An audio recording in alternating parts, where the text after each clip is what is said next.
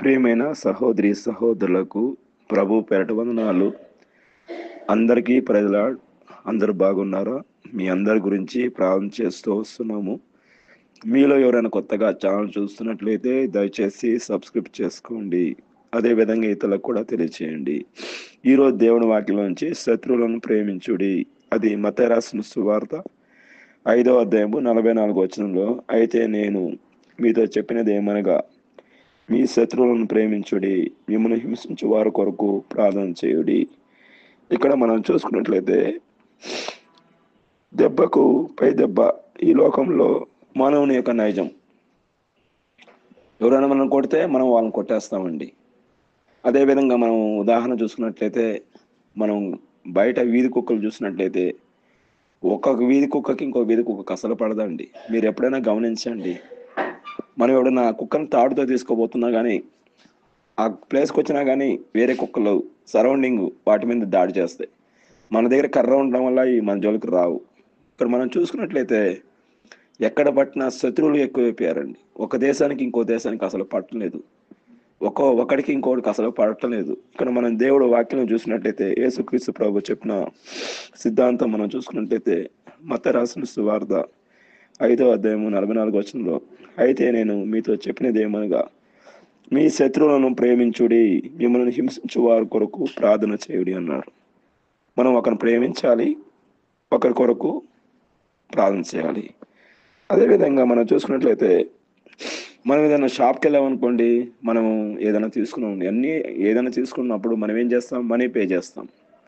అంటే మనం ఏదైనా తీసుకున్నప్పుడు ఈ లోకరీతిగా మనం ఏం చేస్తామంటే డబ్బులు పే చేస్తాం. అదేవిధంగా మనం దేవుడి దగ్గరికి వచ్చినప్పుడు మనం దేవుడి దగ్గర మనం ఏదైనా పొందుకోవాలంటే మనం ప్రార్థన చేయాలండి. అందుకనే దేవుడి వాక్యంలో కూడా ఉంది. ఆయన ఏమన్నాడు? శత్రువులను ప్రేమించమన్నాడు. రెండవదిగా శత్రువుల కొరకు ప్రార్థన చేయమన్నాడు. మన శత్రువుల కొరకు ప్రార్థన చేస్తే దేవుడు గొప్ప కార్యం చేస్తాడు. అదేందో అని మనం చూస్తాం. కీర్తన గ్రంథము 23వ అధ్యాయము 4వ వచనంలో, నా శత్రువుల ఎదుట నీవు నాకు భోజనము సిద్ధపరచెదవు. మళ్ళీ చదువుతాను చూడండి, నా శత్రువుల ఎదుట నీవు నాకు భోజనము సిద్ధపరచెదవు. మనం ఎప్పుడైతే ప్రార్థన చేస్తామో దేవుడు ఏదైనా తారుమారు చేస్తాడండి. ఆయనకి అసాధ్యం అంటే ఏది లేదు. దేవుడికి అసాధ్యం అంటే ఏదైనా ఉందండి ఈ లోకంలో? ఏది లేదు. లేని వాటిని ఉన్న వాటిగా చేసే దేవుడు. అదే సూత్రం కానీ ప్రతి దేశం కానీ ఫాలో అయితే ఎవరు కూడా శత్రువు ఉండరండి. మిత్రు దేశాలుగా అన్నీ మారిపోతాయి. మనం కూడా మిత్రులుగా మనం కూడా మనకు శత్రువు ఎవరు ఉండరండి. యేసు ప్రభు చెప్పిన ఆయన వాక్యంలో నుంచి మనం కానీ ఫాలో అయితే, ఆయన చెప్పిన వాక్యాలు కానీ మనం కానీ ఫాలో అయితే మనకి ఎవరు కూడా శత్రువు ఉండరండి.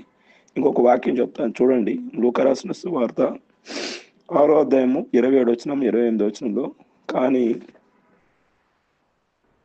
వింటున్నా మీకు నేను చెప్తున్నాను, మీ శత్రువులను ప్రేమించుడి, మిమ్మల్ని ద్వేషించు వారి కొరకు మేలు చేయుడి, మిమ్మల్ని శపించు వారిని ఆశ్రయించండి, మిమ్మల్ని హింసించు వారి కొరకు ప్రార్థన చేయండి.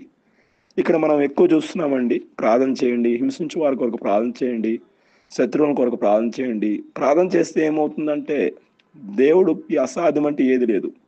మనం ఎప్పుడైతే ప్రార్థన చేస్తామో దేవుడు మన ప్రార్థన విని శత్రువులను కూడా మిత్రులుగా చేస్తాడండి. అదే చూస్తున్నాడు అక్కడ కీర్తన గ్రంథము 23వ కీర్తన 4వ వచనంలో, ఆయన శత్రువులను కూడా మిత్రులుగా చేసే దేవుడు అండి. ఆయనకు అసాధ్యం అంటే ఏదీ లేదు. ఆయనకి సమస్తము సాధ్యమే. కాబట్టి మనం చేయాల్సిన ఒకటి ప్రార్థన చేయాలి, శత్రువులను ప్రేమించాలి.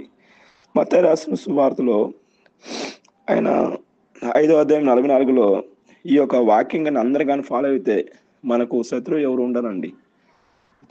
ప్రతి దేశానికి కూడా మిత్రు దేశాలుగా మారిపోతాయి.